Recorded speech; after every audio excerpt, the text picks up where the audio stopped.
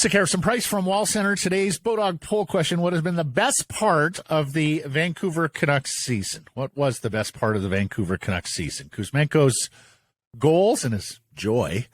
Paterson's 100 points. Hughes on and off the ice are the record under Rick Tocchet. We will ask it of Jeff Paterson here in a second.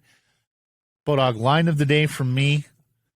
Hey, we've talked about this all week, Blake. I'm going with an 8-1 upset here. Winnipeg to beat the Golden Knights. Better goaltender, better centers. Give me the Jets, even on weak value at plus 150 on your Bulldog line of the day. Here's J-Pat after covering all 82 this year. Jeff, how you doing? Yeah, the day after the final game is always a little bit of a day of reflection. I mean, I love the games. I love the fact that the games are the things that drive the storylines. I love the storylines, but there's still, all these years later, you never know what you're going to get in a game. Who knew you were going to get a Connor Garland hat trick in game 82? And so no more games for the Vancouver Canucks, and now a long offseason ahead. We've been through this song and dance too many times in this market, and yet here we are again. But I'm all right. I'm looking forward to the changes. I want to see them build this thing into a playoff team and then ultimately a contender. So it's going to be a fascinating offseason, as it so often is. But there's just always that moment or two of reflection the day after the season is put to bed. Yesterday I did the editorial on it's a candidate for worst season ever when you take a look at everything that went on off the ice with the Vancouver Canucks, not to mention that they fall woefully short of even last year's point total and of the playoff bar in the Western Conference. I know we've had a ton of contenders here recently. Jeff, where does this one rank with the worst of Canucks seasons? Well, my first year on the job covering the Vancouver Canucks was Mark Messier's final season, and that season didn't really amount to an awful lot. So you're right. Over all the many years I've been around this team, there's too many contenders, quite frankly. There's been some terrible incidences, obviously. Don Bertuzzi bringing the West Coast Express to an end effectively. Losing in Game 7 of a Stanley Cup final. It was an amazing season, but a crushing finish to that one, and then so many of the years that have followed.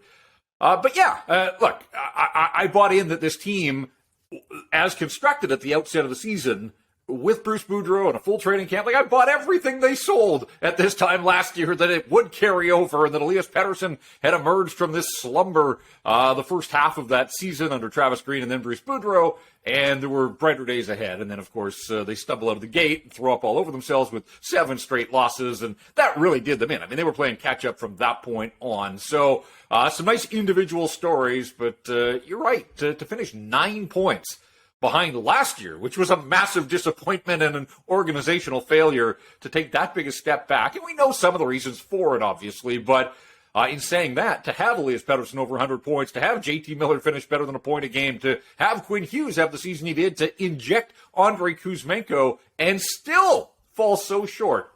This one is right up there with the great disappointments of the Vancouver Canucks of recent years. Yeah, I mean, to get a free player like Kuzmenko, who's such a hit, and still fall this short. Okay, answer me the flip side then, Jeff. Our Bulldog poll question: best part of the Canucks season? You can go with the Kuzmenko, Paterson, or Quinn Hughes angles. The record under Tocchet, or feel free to go off the board here. I think I'll stick with Elias Pettersson. I sort of was on the PD train all season. I really did want to see him get to 100 points.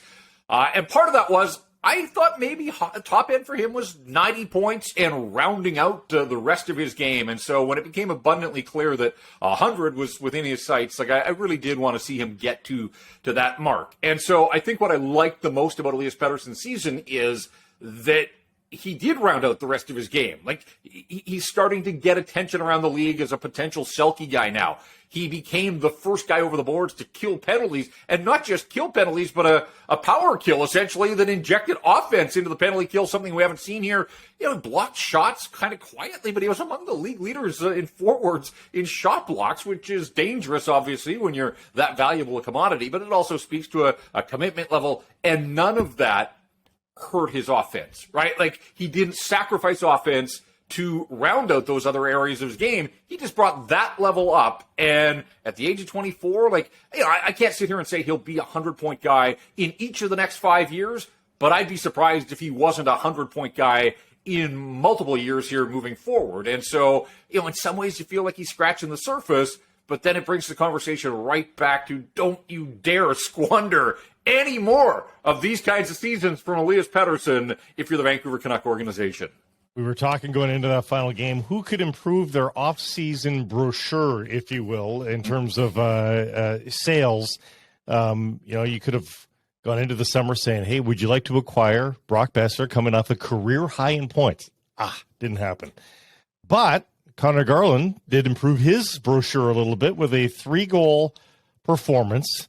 Does that change the shopping in any way, shape, or form come summertime? The fact that he's a 17-goal scorer, the fact that, he showed the ability to score in bunches at the very least? Patrick Alvin going to be handing out Connor Garland pamphlets on the draft floor? This is what I'm hoping, yes.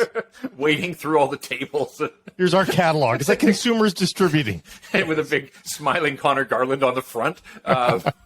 Look, 17 is better than the 14 he started the night with, and I love the overtime goal. The way that he created space for himself and recognized it, and then, hey, I've got a path to the front of the net, and then showed some nice finish there. But I have trouble getting past 17, which was a step back from last season, and he's 2 years in as a Canuck and still hasn't reached 20 goals. Now, there are some reasons for that. He spent a good portion of the second half of the season under Rick Tocchet playing with Nils Amon and Dakota Joshua or with Sheldon Dries, which again underscores the need for an upgraded third-line center, a guy that can help. I mean, they've got this abundance of wingers, but what's the good of having goal-scoring wingers if nobody can get them the puck? And so the fact that Boeser had an off year and Garland had an off year, some of that's on them, but some of it's also the fact that they really didn't play with anybody that was distributing the puck and putting them in positions to succeed. Now, Garland's such a fascinating character because under the hood, you look at the numbers, there's a lot to like, but it is a bottom-line business, and 2 years of falling short of 20 goals for $5 million. Now, $5 million isn't an outrageous salary, and in fact, in today's National Hockey League, it is sort of the middle class, I guess upper middle class. But I don't know, 2 years on a team that has scored a bunch of goals, like offense hasn't been the issue.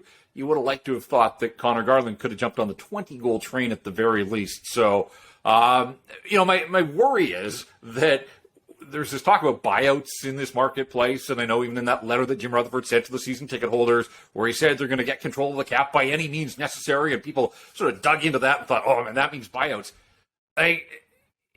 You're telling me that you couldn't trade Connor Garland somehow, some way, and get something in return? Like the idea of buying him out, carrying his salary forward for a bunch of years, having dead money on the books, and then letting him go at pennies on the dollar to somewhere else where he probably would become the player that, he should have been by now here in Vancouver. So I worry about that. I still, on my sort of personal to-do list, revisiting Brock Boeser. Now, I know that they spent a lot of time with his agent and shopping him, and there's still 2 years left on that contract, and Boeser did show a little bit down the stretch. It was sort of the most productive part of his schedule. It would create more cap space for the Canucks if they could get out from under that. They probably still would have to retain somehow, some way. But, all roads lead back to those two guys. Again, an abundance of wingers and the contracts that they carry. I think maybe we let it breathe for a day or two, or here we are talking about it already. I just think that conversation is going to heat up again as it did around the trade deadline. Of is it Garland, is it Boeser, is it both of them? Those seem like the guys that are at the top of the list. I think of Nate Schmidt. I think of Nate Schmidt, guys. The Vegas Golden Knights did not get a lot for Nate Schmidt when they traded him to the Vancouver Canucks, but they just needed him gone. And rather than buy out Connor Garland, can't you do a Nate Schmidt trade where Canucks kind of found they got the guy for free for nothing? Can't you a third round pick for something just to get rid of the player? And I know the cap is flat and it's tough to find space, but in the summer, we kept on saying in the summer more teams will have space. But Blake, if I'm not mistaken, and Jeff, correct me, Nate Schmidt had just the 1 year left on his contract at the time of the trade. I think so, yeah. The problem here is 3 years left, gentlemen, at $5 million. And look. That's going to look better, though, as years go by. He's not the... What do you mean? In terms of if the cap is going to go up, if we're going to get a big bump in 2 years' time, then $5 million is going to be very much a lower middle class. Yeah. I mean, that's where Jeff's 20-goal plateau, I think, probably matters some. It's not the worst buyout in that you're going to save $4.1 million over the next 2 years on Garland, and then save $3 million the year after. and then it's a 1.9 hit for 3 successive seasons after that. I just think the underlyings are good enough here with Garland. There's enough utility in Garland that, anyways, I'd roll the dice that he's better next year. Schmidt had four. Schmidt had 4 more years on his deal. That was year 2 of his deal. He didn't re-sign a deal? No, he signed a deal, Really? a 6-year deal with George McPhee that started in 1920. Okay. Canucks got him in year 2 of a 6-year deal. Okay. 5.9. Of course, Jim Benning never had a problem with term, as Oliver Ekman Larson can attest. Yeah. Anyways, Garland or Besser, I think it's going to be one or the other this summer. Jeff, boy, early in the proceedings last night, thought they were all going to hit their milestones. Each and every single one of them. We talked about a stat padding game, and it looked every bit that early on. It was wild. I mean, Andrew and I did rink quiet after all 82 of them, and I keep a notepad, and in the right-hand column, I generally write down memorable moments that aren't goals. I keep goals over on the left side. I got to the end of the first period, I had nothing. I had taken no notes, but I had 6 goals written down. Like, everything that was a scoring chance wound up in the back of the net. And at 4-1 for the Canucks, they were out shooting the Coyotes 14-3. And I thought, my goodness, are we going to see a goaltending hook here on the final night of the regular season? Are they going to absolutely run the Coyotes out of town? And then from that point on, the Canucks clearly took their foot off the gas. I don't know if a little bit of professional pride on the part of the Coyotes kicked in. They wanted to, show a little bit better for their home fans. They got a boost with the goal with 7 seconds left. If they go to the locker room down 4-1 after 20, maybe they just say, hey, it's a night and a season, and it wasn't to be. But they got one, made it a 4-2 game, and it gave them a little bit of life. But this is the thing for the Canucks. Did they win the hockey game? Sure. But if Rick Tocchet is honest to himself, and if the management group, if it's about the process and each game is a chance to evaluate, the Canucks are terrible last night. Outside of getting a 4-1 lead, the second period, the shots were 9-1, and the scoring chances were 15-2. This is the Coyotes, who finished the season with 1 win in a dozen hockey games. And outside of Clayton Keller, really don't have an awful lot. And yet they absolutely schooled the Canucks, particularly in the second period. Canucks ended up with 7 shots on goal over the final 40 minutes before Garland won it on the only shot of overtime. So it wasn't a great night. They beat the Coyotes twice this year. Both required overtime. So no regulation wins against Arizona. Their final 3 wins of the season against Anaheim, including the other night, by a single goal, eking out 1-goal wins. I charted their success down the stretch. The final 20 games, they won 13 of them. 10 of those 13 were against non-playoff teams ultimately. And so, it is important. Yes, they picked up points along the way, but they did it on the backs of, bad teams, the soft schedule that we all talked about at the time of the coaching change. And so, yes, last night Rick Tocchet picked up his 20th win behind the Canucks bench. But again, I think it's more important than just looking at the numbers that way. You have to look at, how they got them, who they got them against. Did they get them in regulation, or were they forced to scratch and claw against some of these inferior opponents? And ultimately last night was another indication where they got outplayed pretty badly, took advantage of some bounces early on. 2 of their goals in the power play, 1 at 4-on-4, 1 at 3-on-3 in overtime. So, at 5-on-5, when the bulk of the game is played, they got outscored 4-1, again, by a Coyotes team that limped across the finish line and really didn't have an awful lot to show for this season. So, it's hard to, is it about, did you win the game? Yes. At some point that will matter. But down the stretch, as so many people talked about over the last couple of days, really all these wins did was diminish their draft lottery odds.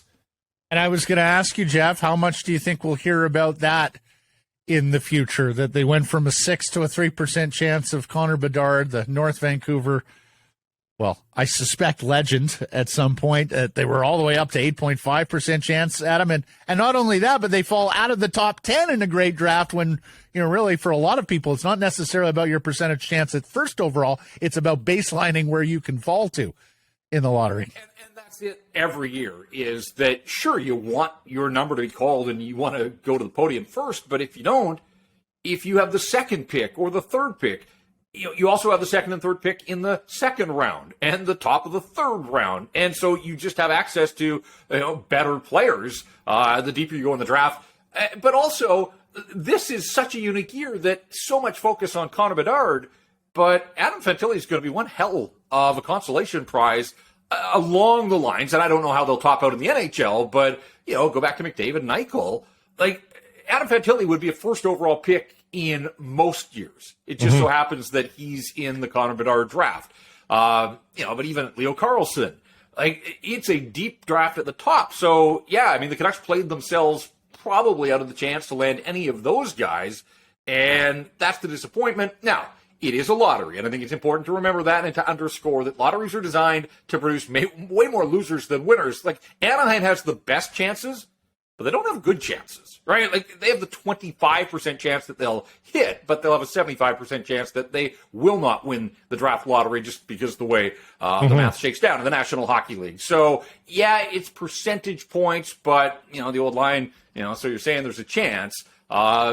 Every percentage point matters, I suppose, for the Vancouver Canucks, who, again, are stuck in the mushy middle. This is going to fall now on the draft and the scouting staff to try to get this thing right. The offseason is going to have to, include a repeat of last year where they go out and find some players that, they're going to have to shake the bushes and come up with guys that other teams have either turned their back on or, they're going to have to continue the sales job that's landed them, not just Andrei Kuzmenko, but a lot of these college free agents here of late. There is so much heavy lifting to be done, but yeah, wouldn't it have been an incredible summer and what an amazing story had everything come together and Connor Bedard wound up playing for his hometown team. That's it for me, Jeff, for today. Appreciate your time. We will catch up on Monday, my friend. I know you'll be covering the player locker cleanout availability, and then we'll hear from management on Monday. Do we know? We know we're going to hear from Alvin and talk it. Is Rutherford going to make Monday, or is he still zipping it?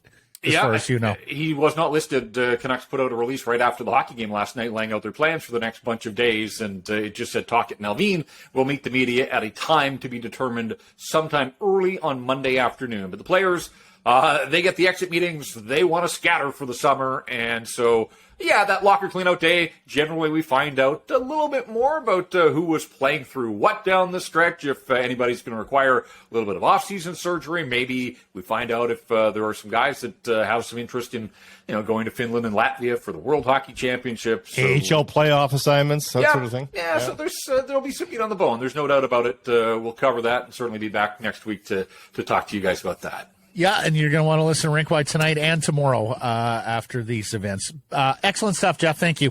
Okay, guys. Thanks.